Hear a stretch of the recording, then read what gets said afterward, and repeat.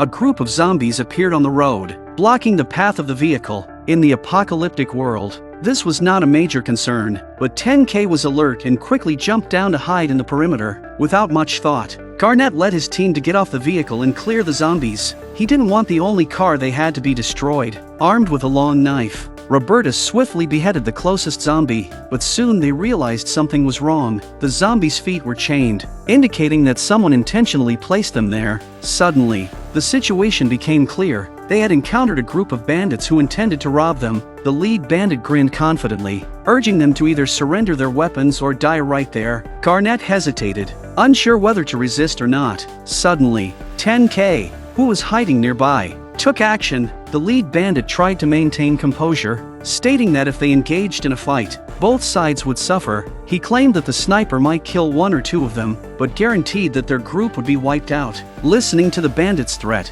Roberta instructed her team to remain cautious. However, Murphy, the coward, persuaded Garnett to surrender their weapons and prioritize survival. Both sides found themselves at a standoff, neither daring to make the first move. In fact, the bandits were also nervous, fearing that these individuals might fight back fiercely. Just as the battle was about to break out, Garnett made the final decision. The lead bandit breathed a sigh of relief. They had won this psychological game and promptly ordered their comrades to get in the car and speed away. Left on the road, Garnett and his team felt frustrated. The car they carefully protected even had 2 barrels of oil in it, so it was too frustrating to be robbed by these bastards. They didn't want to walk, so they had to drive the broken Beetle, but even the door had fallen off. In this manner, the 8 of them squeezed into the almost scrapped Beetle and moved forward on the road, resembling a tortoise. But they hadn't gone far when they encountered another problem ahead. Once again, those bastards were robbing a family with children. It was unbelievable how they had no moral standards. Enraged, they charged forward with their weapons, realizing that the situation was hopeless. The lead bandit had his men put down their guns. Garnett suddenly noticed that the number of bandits had significantly decreased. When he turned around, he saw the remaining bandits all kneeling obediently in front of their car.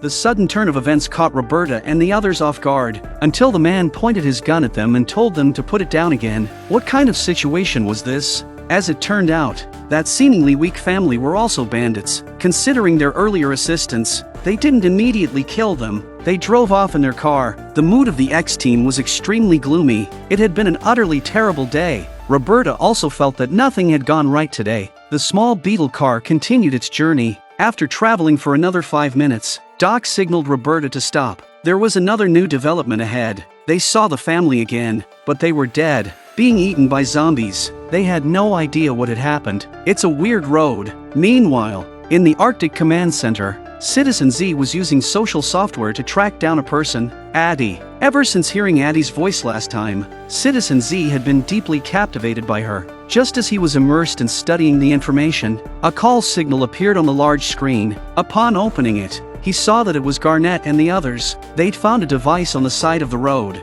and it took them a long time to get it on the radio. Citizen Z immediately asked Addie to talk. Garnett was confused but didn't think much of them for a while. While they were chatting, Garnett approached and mentioned that the road was not safe. He asked if the military could provide them with an aerial transport because they had no idea when they would reach California at this rate. Citizen Z quickly checked and found a military base nearby. A general had been stationed there, but they had lost contact with him. Fortunately, there was a military helicopter at the base. He immediately provided them with the location. With zombies already approaching, they had to leave the area without delay. An hour later, they arrived at the military base. However, it was different from what they had imagined. Dead soldiers were scattered everywhere, and there was no one on duty or standing guard. Could it be that the place had fallen?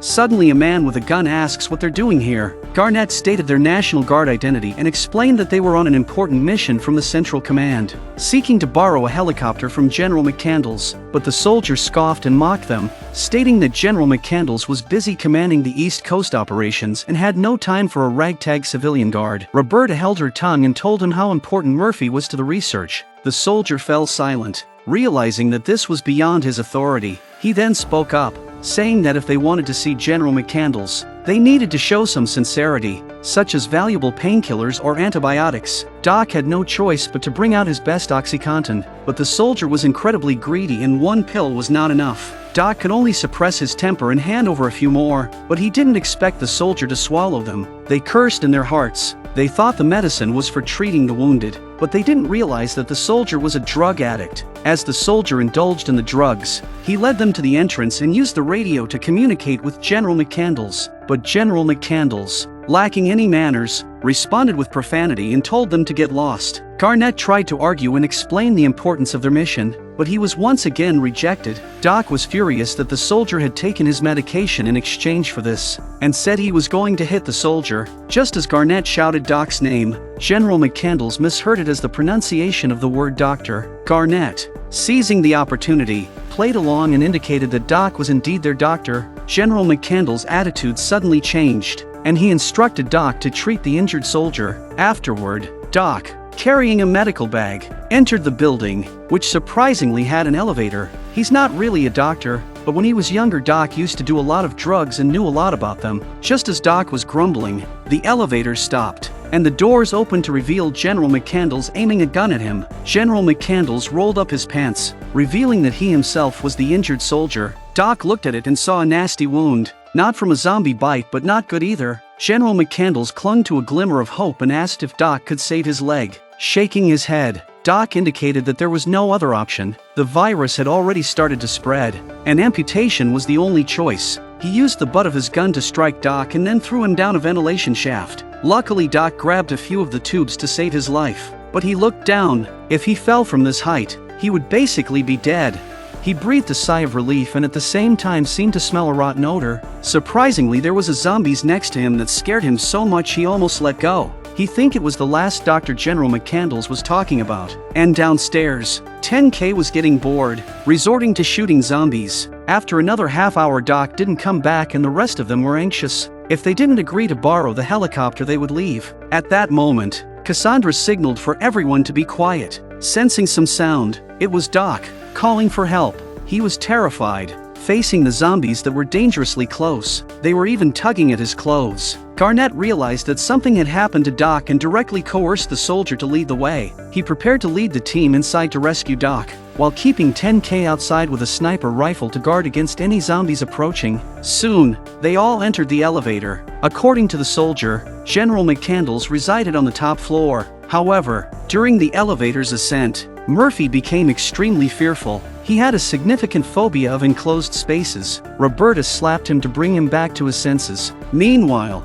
General McCandles observed their every move through the surveillance cameras. As the elevator doors opened, they were greeted by several zombies. Garnett pushed the soldier out to buy them some time, but that's when Murphy ran straight out. He really didn't want to be in the lift anymore. The fear was even more than zombies. When the elevator doors opened again, the zombies from before were nowhere to be seen. They had undoubtedly gone after Murphy. Garnett shouts for Roberta to come with him to rescue him and the rest of us stay here to guard the lift. Inside the ventilation shaft, Doc felt like he was reaching his limit. He desperately banged on the walls with a stick, calling out for his teammates. Coincidentally, Murphy was hiding behind the wall and heard Doc's cries for help. However, Murphy lacked the courage and ability to save Document. Instead, he went to fetch reinforcements. Garnett and Roberta fought off numerous zombies on that floor but ran out of bullets. They had no choice but to return to the elevator and regroup with Addie, just in case Murphy returned on his own. Murphy was just about to say something about Doc when the lift rang.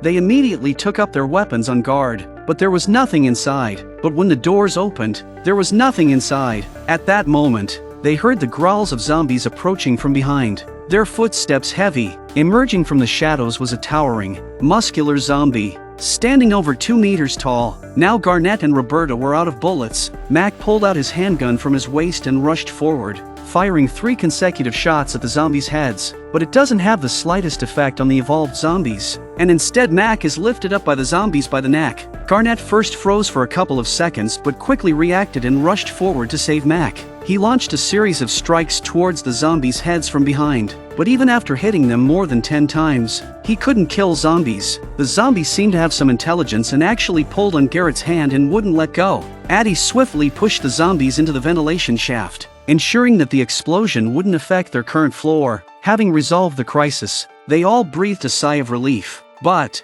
Garnett then asked Murphy, "You knew where Doc was, right?" He was in that air shaft.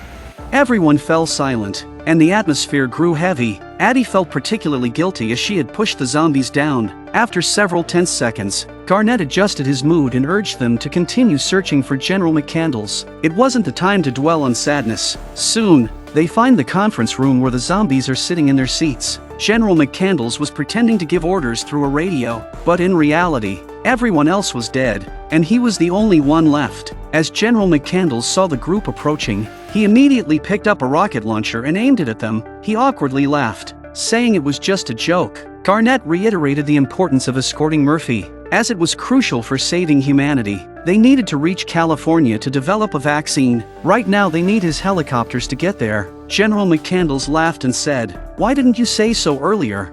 I'll personally fly the helicopter and take you there." They exchanged puzzled glances, wondering why he suddenly became so cooperative. Arriving on the rooftop, they indeed found the helicopter, but it was merely an empty shell without even the propellers. General McCandles explained that they needed to find the missing parts to make it functional. Murphy, he's so angry, he wants to punch somebody. Doc died for the shit. Just then, two zombies burst out of the helicopter. General McCandles shouted for everyone to stay still while he dealt with his former subordinates, but it ended in tragedy. Sometimes life doesn't go as planned. Waiting in the car, 10K asks where Doc is and Roberta sighs and says he's dead. 10K is a little sad that the first person he met was also Doc. Still feeling guilty, Addie suddenly sees a zombie in the distance and alerts everyone. There's a familiar figure, covered in blood. Everyone takes a look and it's Doc. 10K also looked carefully. Doc had blood all over his body and face on his weak feet had indeed turned into zombies. Roberta grabbed her pistol and mouthed the words, ready to give her old friend one last ride. The highest standard of the post-apocalyptic world. A light flashed in their eyes. Doc was alive. What the hell, Warren? You trying to kill me? You alive? Damn straight I'm alive! We thought you were dead. Well, so did I. Some numbskull threw a grenade in an air shaft I was stuck in. They both smiled. The kind of smile you get when you see a family member come back from the dead. Doc wiped the blood off his face, and they continued on their journey, unaware of the thrilling and exciting events that awaited them.